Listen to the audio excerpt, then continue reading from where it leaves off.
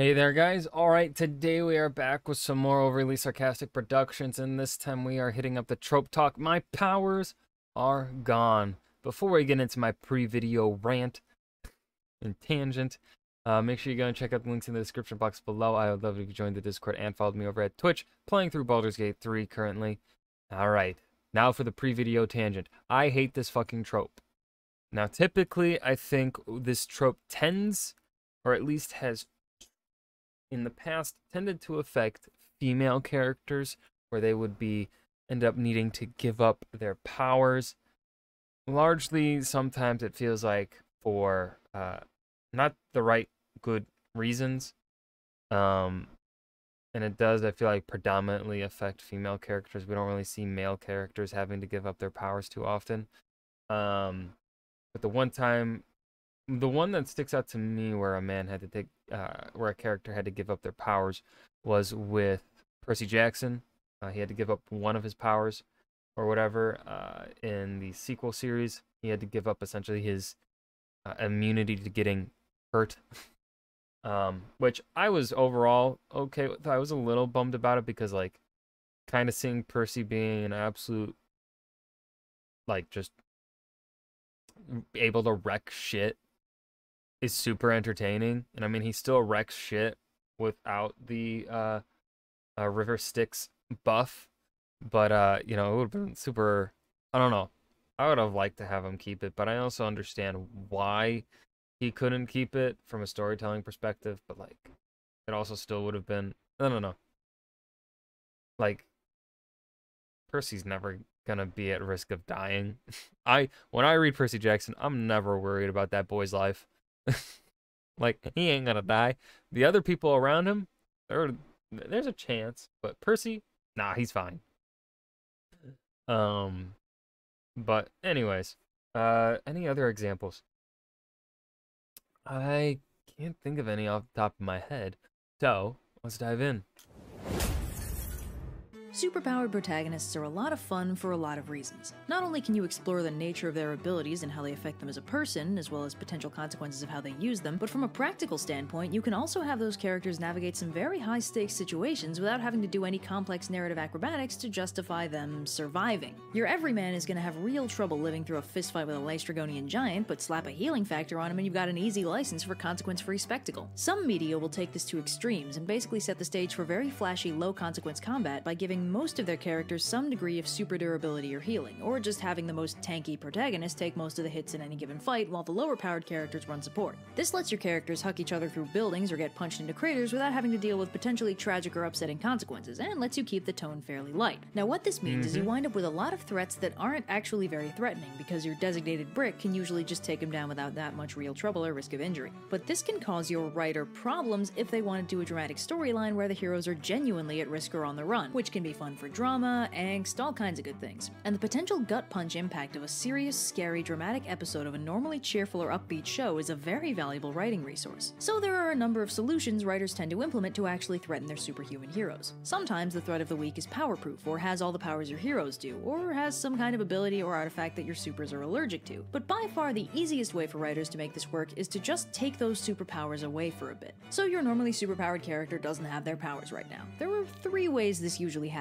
Option number 1, it was an accident. You did something wrong or stumbled into something, and now your powers are on the fritz. Frequently, this leads the hero to realize that they've become overly reliant on their powers, and they have trouble navigating regular life without their super speed or indestructibility or magical demon sword or whatever. They'll usually feel embarrassed about having lost their powers, but will inevitably regain them before the credits roll, probably after a dramatically appropriate moment where they're reliable to die without them, but only after they've already done something heroic without having to use their powers. Occasionally, the hero considered their powers more of a curse than a blessing, and they actually wanted them removed, but the moral is usually the same. The hero realizes they miss their powers and inevitably gets them back without too much trouble. Option number 2, it was a villainous plot. A bad guy smacked you with kryptonite and now your powers are gone. It's probably not permanent, but it's definitely inconvenient. And on top of that, the villain is taking advantage of your power loss to try and murder you and stuff. You're almost certainly gonna have to navigate a high-stakes fight without your powers, and it's gonna be annoying and you're probably gonna break something important, but on the plus side, when your powers do return, all the damage will be repaired and you'll be free to kick the bad guy's butt with your newly restored abilities. Option number 3, it's it's entirely situational. In this case, there are some situations where your powers just don't work. Sometimes it's environmental, sometimes it's based on your emotional state, sometimes it's a regular occurrence that you just have to deal with once in a while. Whatever the case, it's definitely temporary, and it usually has a concrete end condition. When you leave the environment, or you regain your chill, or the sun rises, your powers will return full force and allow you to kick the collective asses of those who have wronged you. Because this power loss is a known factor, it's slightly lower stakes than options 1 or 2, in which cases the characters don't necessarily have any reason to believe their power loss is only temporary.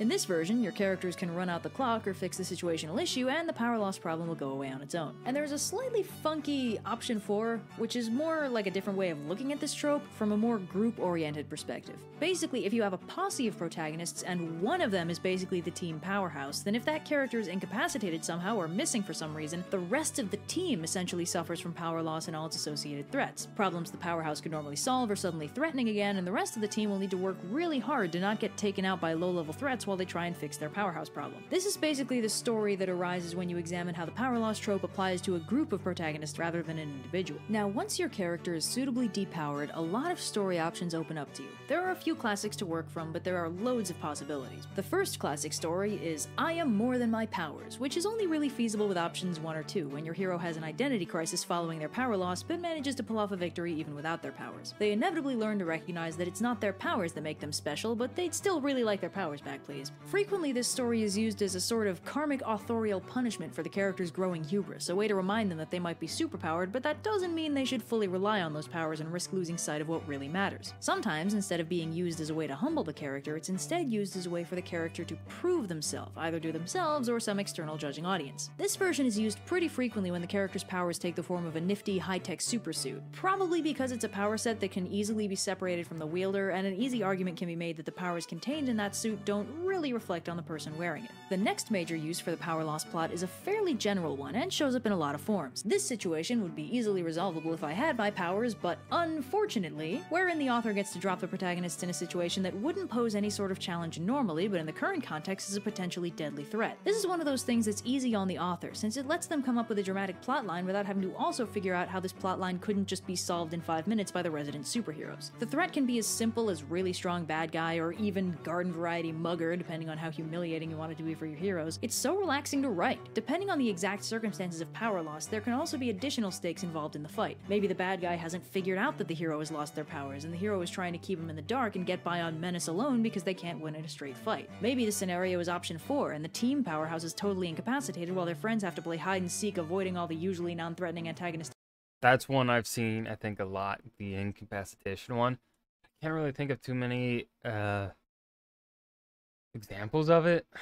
I mean, I guess you could say it probably happens a decent bit in a lot of shonen anime, I feel like. You all have the protagonist kind of maybe get knocked out, and then they come in at the last minute and save the day. Forces gunning for their currently helpless buddy. There's one version of this trope that's so specific I'd call it a sub-trope on its own. The structure is as follows. Your protagonist has temporarily lost their powers, either to options 2 or 3, and although they know the power loss is temporary, the main threat is that they're basically cornered for whatever reason, and have no other option but to desperately try and hide or hold out until their powers switch on again. In the meantime, they might be trying to protect some or all of the less powerful protagonists from whatever threat is stalking them, and the odds are pretty good that they'll wind up injured in a suitably dramatic fashion before the installment is over. As the plot progresses, they slowly run out the clock, with the situation getting progressively more desperate until at the last possible moment their powers come back and everything gets. I like this one. This one's fun. Like she says, it could be its own like sub trope or whatever, and I would agree, because it's kind of like a lot of the time most tropes are there for a good reason. Tropes are tropes for a reason, and it's usually because, in my mind anyway, because it is stuff that we have continued to find throughout time as entertaining aspects of a story. Things that aren't bad, right? Like, it isn't a bad thing to have like a tropey book, a tropey story or whatever, because the tropes are tropes for a reason. We recognize them because they're so prevalent, because they work. Now, of course, if you have a tropey story, it may not be like the greatest thing ever, right? It's not gonna be spectacular. But it will be entertaining, and for the most part, being entertaining is the goal, right? You just want to be entertaining. So, anyways, where was I going with this? I feel like I was going somewhere and I completely lost it. So, it's fixed. If getting their powers back requires something physical, like a suit of power armor or a magic artifact or something, they'll usually be trying to work their way over to wherever the power MacGuffin is. But in cases where it's just a matter of time, all you have to do is wait it out. It's good tension, easy drama, potential shipping fodder if you like that sort of thing. There's a lot that can be done with this plotline. Now, of course, one thing to consider when writing this is how your powered characters would actually react to losing their powers. The ones who are used to it happening on the regular probably won't be that phased, and the Iron Man types who built their superpowers aren't likely to freak out. But characters with ingrained superpowers that might be gone forever can display a wide array of emotional responses, almost none of them pleasant. Consider the character who was born with powers that they've just lost. They're not going to have any frame of reference for how their life should work without them. Indestructible characters will frequently marvel at feeling pain for the first time in their lives, and characters with physical tells for their powers that might cause them to be shunned in polite society will often be pleasantly surprised with how well they're treated when they look fully human. Your flight-equipped character might have some pretty dangerous muscle memory with regards to jumping off of high places, while a character whose superpower is some sort of magical choosy artifact might have a full-on existential crisis upon being unchosen by the artifact in question. Some characters might respond very... I like the first Thor movie. I really do. I think it's pretty good. Like, it's a very, like, our introduction to Thor here is a very kind of human way, sort of.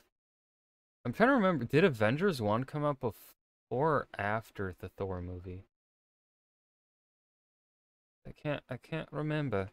Poorly to losing their powers, especially if they only recently got them, and especially if their quality of life improved significantly after getting them. It's hard not to be at least a little bummed when the superpowers that turned your life around vanish without a trace, leaving you, in your eyes, exactly the same loser you were before your life got better. Then again, some characters can pleasantly surprise you by handling the crisis better than you expected. Maybe they cope quietly or focus on more important things, or in more high-stakes situations wind up being surprisingly competent even without their powers. I mean, if your superpowered character had to do any sort of training after they got powered up, it makes sense that at least some of that would have stuck. And it's a nice, easy moment of awesome to have your allegedly helpless, depowered hero pull out some surprise jujitsu out of nowhere and land a few hits on the equally surprised bad guy. Now, overall, most of these plotlines follow a very simple structure. Character loses powers, character faces an array of problems as a result of this power loss, character optionally experiences a few scattered benefits of their power loss, threat level increases until the character regains their powers and the status quo is restored. This is one of those story formats where the beginning disrupts the status quo and the end restores it, which means you can go pretty crazy in the middle so long as everything gets reset in the end. It's like the thing I talked about in the 5-man band video, where if the beginning of the arc is the band splitting up, you can go totally wild in the intervening character arcs so long as the band gets back together in the end. Like all stories that restore the status quo in the end, this format is an easy conduit for good, clean, creative fun. But there's a more permanent version of this trope that's a lot less fun. Sometimes your character really does lose their powers, and it doesn't just go back to normal at the end of the episode. Regardless of whether they eventually regain their powers, or get different powers, or just stay depowered forever, this version involves this character and the audience essentially fully coming to terms with that power loss. And this version can be weirdly upsetting. I'm not 100% sure why that is, but something about a cool superpowered character with awesome superhuman abilities getting turned into a normal human character is kind of a literary gut punch. Now obviously this still doesn't have to be permanent, but it does have to last beyond the initial story the power loss takes place in, and as a result it lends itself to a very different kind of story. Instead of our hero doing a few token heroics without their powers and subsequently regaining them, our hero has to figure out who they are without those powers. This has all the difficulties of a normal self-discovery story, with the added tragedy that your hero used to know who they were but doesn't anymore because they've lost a fundamental part of themselves. Even stories where the character wasn't superpowered can follow this format. Normal human superhero Batgirl was famously paralyzed in The Killing Joke, which forced her to give up the identity of Batgirl for a while and become the tech-based guy in the chair superhero Oracle instead. Your maybe permanently depowered hero is gonna have a heck of a character arc figuring out who they are and what they can and should be doing with their lives. So basically, overall, this trope is very good for short-term and long-term angst and character development, and has a lot of fun uses even in the non-serious cases. So, yeah. And that was Trope Talk. My powers are gone. This, not Red's strongest Trope Talk. Overall, I would say this was okay. But I do feel like this trope isn't one that lends itself toward really too far of a discussion when it comes to perhaps its use as a literary device. I I think perhaps if we go into the perhaps problematic issues that certain groups of readers have with this, we could get a deeper discussion, like I said, like with who does this trope tend to affect the most, and are the reasons for it legitimate, or is it just like, perhaps the author's internalized problematic or whatever things. That is a topic that maybe I'm not best suited to discuss because I'm a man. And really, male characters don't lose their powers for just no reason, right? Typically, men do get the character development and the justified reasoning to lose their powers, whereas sometimes a lot of the time it feels like for female characters they don't get that same treatment. But yeah, I hope you guys enjoyed. Remember to hit that like button and subscribe for more, and I'll see you guys in the next video. Peace.